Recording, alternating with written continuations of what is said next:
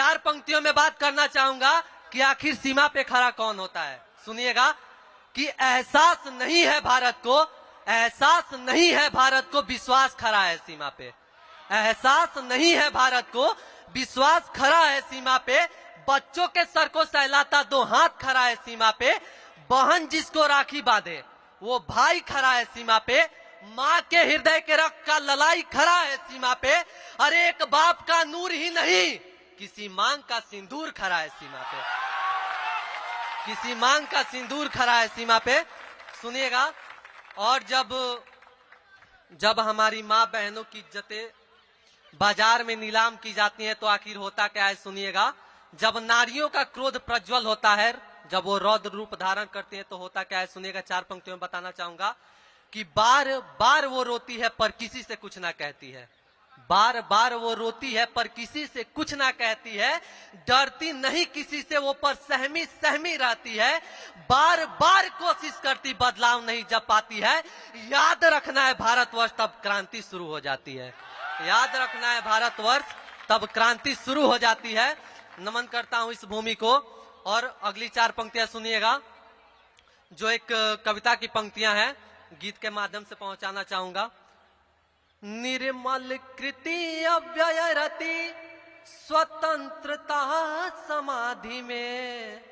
निर्मल कृति अव्यय रति स्वतंत्रता समाधि में। आज के भारत का भविष्य परा आंधी में। आज के भारत का भविष्य परा आंधी में।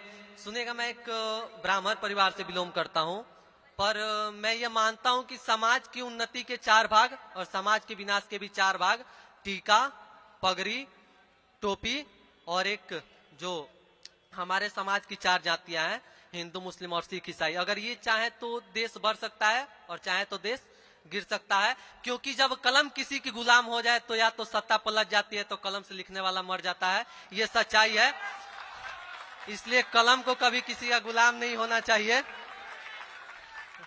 बहुत बहुत धन्यवाद। सुनिएगा कि कलम को किसी का गुलाम नहीं होना चाहिए। और यहाँ पे जितनी जनता उपस्थित है उससे बताना चाहूंगा कि हमें सरकार से जवाब किसका मांगना चाहिए। जवाब किसका मांगना चाहिए। सुनिएगा कि धर्म को तो अब ये दबाने लगे हैं और धर्म को ही श्रेष्ठ बतलाने लगे हैं। धर्म को तो अब ये दबाने लगे हैं और धर्म को ही श्रेष्ठ बतलाने लगे हैं। सत्य को असत्य से दबाने लगे हैं। पाप की सिंधु में नहाने लगे हैं। कि सब पे लगा ये तिरंगा कह रहा, भारत कैसे ये द्वेष सह रहा।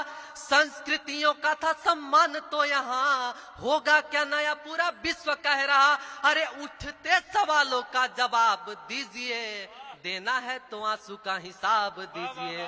देना है तो आंसू का हिसाब दीजिए। सरकार से हमें आंसू का हिसाब मांगना चाहिए कि माँ घर बैठी दुआ है करती, बेटे की हर एक मुस्कान पे मरती। माँ घर बैठी दुआ है करती, बेटे की हर एक मुस्कान पे मरती।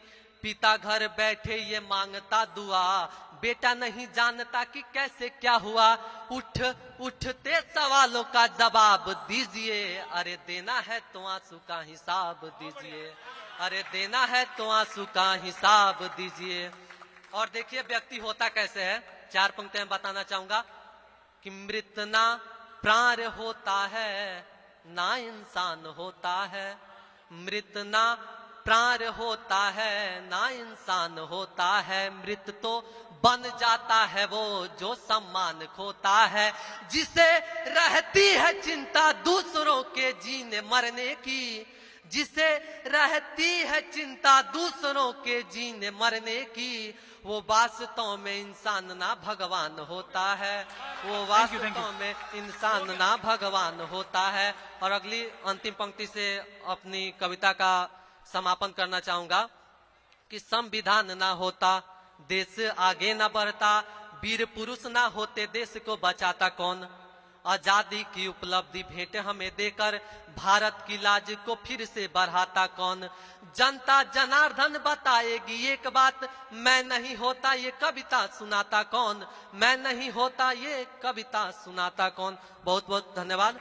और एक अंतिम पंक्तियां हैं कि आखिर कि सत्य को छिपाते हो इससे बड़ी गलती ही क्या है, सत्य को छिपाते हो इससे बड़ी गलती ही क्या है, पर सब यही करते हैं इस बात में नया ही क्या है, पर सब यही करते हैं इस बात में नया ही क्या है कि बिना प्रमाण के भ्रम को पाल लाना चाहिए और जो कार्य देश हित में हो उसे टाल लाना चाहिए। जय हिंद, जय भारत।